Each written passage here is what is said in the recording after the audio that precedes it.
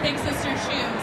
The reason Oliver is not usually my demo dog is because he is highly reactive towards other dogs, and he does not like every single person he meets. So it's a huge step that he can come this far and be here and be calm and happy and be able to work like this. It's kind of relaxing. So if you see me squeaking and looking really weirdly happy, this is huge for him. Thank you, Megan. I do also want to point out that every dog that we demo with, besides our disc team, is their first time ever performing today. So cut them some slack and give them some applause every once in a while because they worked really hard to get here.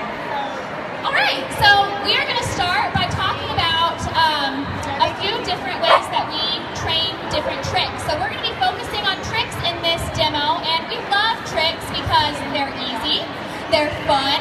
You can do them inside when it's 120 degrees outside, and for the most part, you don't have to move very much for a lot of the tricks that we're going to do. So we like easy, fun, brain game tricks. We are going to be also demonstrating tricks that we teach in our workshops and classes at DogBoy. So these are things that any dog can learn, and some of our dogs start at 10 or 11 years old learning tricks. So age doesn't always mean that they can't learn. So we teach our dogs using mainly positive reinforcement, which just means that we reward dogs for making good choices and doing things that we like. All of the methods and tricks that we do today, we're using positive reinforcement training. So you're going to see our trainers giving lots of treats. You might see them using a clicker or a reward marker that just lets our dogs know that's what we wanted. You're also going to notice Oliver is going to be on his place for most of this. We love place. It teaches our dogs to be patient and calm. And you might see Megan resetting him every once in a while because he gets really excited out here. So, we teach tricks using 3 different methods of training. Okay, we use luring, capturing, and shaping. We're going to talk a little bit about what that means, and then you'll see some of the tricks that we've taught our dogs using those methods. So the first way we're going to talk about is luring. And luring basically means you take a treat, you hold it to their nose, and you move it around and you get them to go where you want to go by following the treat. It's a good method. It does take some time to fade the lure out so that you're not relying on that treat. But one of the tricks that we've taught by luring is a bow.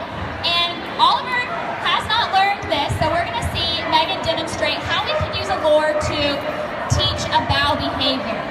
So she's going to take a treat, she's going to hold it to his nose and kind of push it back, and it gets him to go into this lovely bow. When we're using a lure, we have one big rule, and that is you use a lure 2 or 3 times, and then it is out of your hand. So she's going to do the exact same thing again with no treat in that hand. And he doesn't know. He thinks maybe it's still there, I'll still do this. We do that a few more times, and if he misses, we just try again. Good boy. So that's one of the ways that we can use luring to teach our dogs a new behavior. Good job. So the other tricks that we lure are our spins. And Megan has 2 different spins with Ollie. He goes one way for spin. We're going to see her. She's going to use 2 different hand signals too. So that's his spin, and that was his circle. So although they look the same to us, because he's going 2 different ways, we teach him with 2 different cues so that he doesn't get confused by what we want. In some of our different types of working competitions, it is the official blogger of Amazing Pet Expos, Rachel Phelps and Preston with PrestonSpeaks.com. And they want to tell you how to spend more quality time with Fido without breaking the bank. So everybody wants to save a little bit of money. Rachel wants to tell you how to do that. Come on over, meet Preston from PrestonSpeaks.com and learn how to save money on your pet care. Okay, so in some of our different dog sports, you actually have to be specific on which way your dog spins or does certain tricks. So that's why we get really specific with our dogs using a certain hand or a certain verbal cue. All right, thank you, Ollie. So the other way that we like to teach behaviors is by capturing behaviors. And that's normally what you're going to see when you see a clicker out. Basically, it just means we wait for the behavior to happen, the dog does it, some point, we capture it by clicking, they get a treat. So capturing's pretty self-explanatory. Two tricks that we've taught using capturing, we're going to have Misty and Kelly come out to demo this too, is our rollover. So let's see if we can get Ollie and Misty to offer us some rollovers. Misty loves this trick.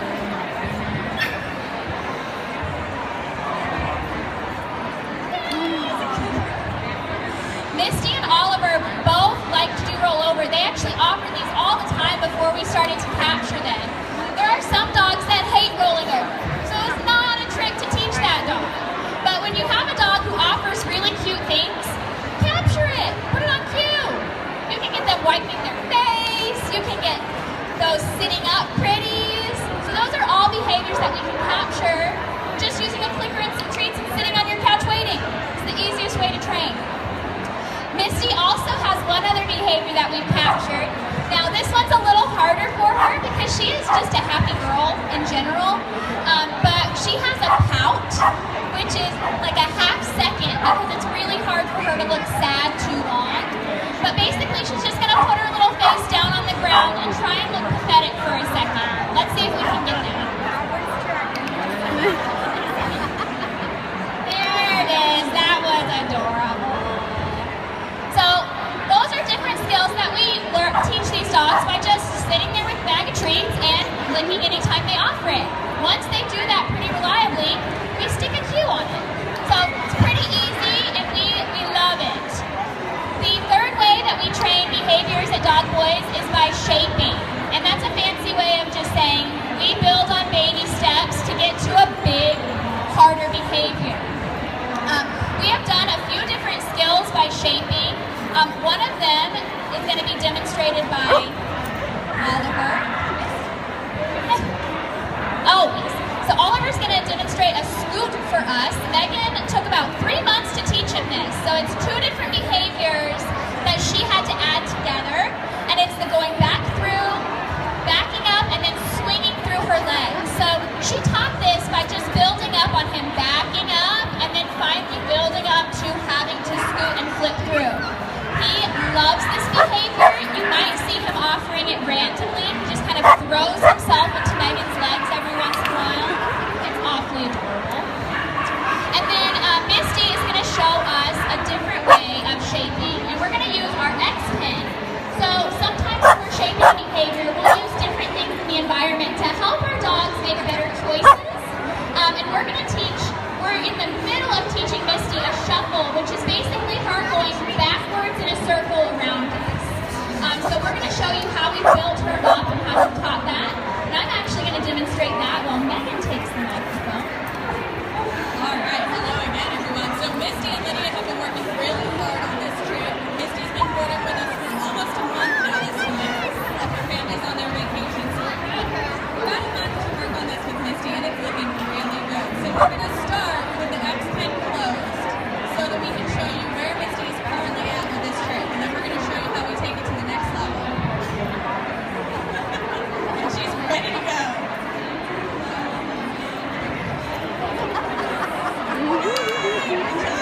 Let's see it one more time.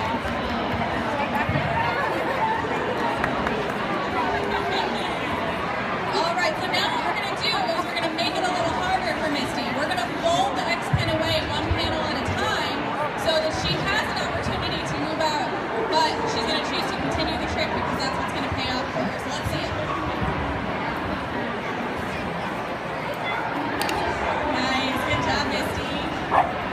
Yay! Let's see if we can pull back one more panel. What do you guys think? Misty's ready.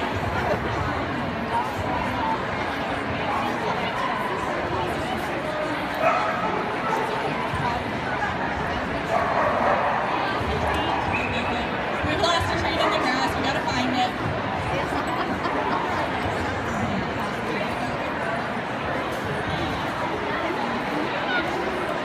Yay! Good girl, Misty! Let's see if she can do it one more time for us. Yay! Let's give Misty a big round of applause. That was hard for her. So eventually the goal would be that we take that X pen away completely. So we fold it away one panel at a time until it's completely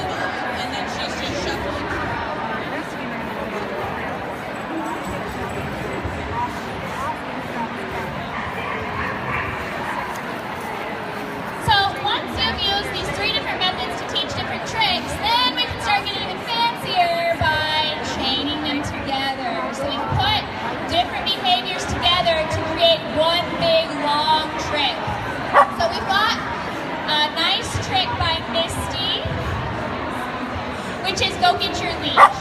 So Kelly is going to perform this right on the other side of the X pin, and she's actually going to take Misty's leash off and toss it, and then her cue is go get your leash.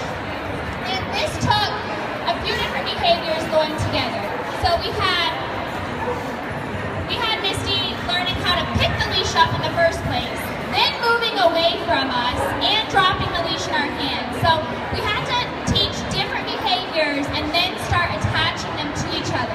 So when you guys see those really cool dogs on TV doing all kinds of crazy things, that took years and years of training. Okay? So it takes a long time for us to really get solid behaviors from our dogs. So let's see if Misty will go and get her leash for Miss Kelly.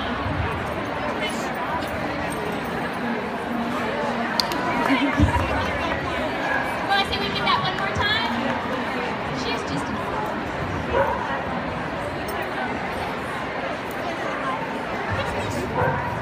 there. Good job, Misty.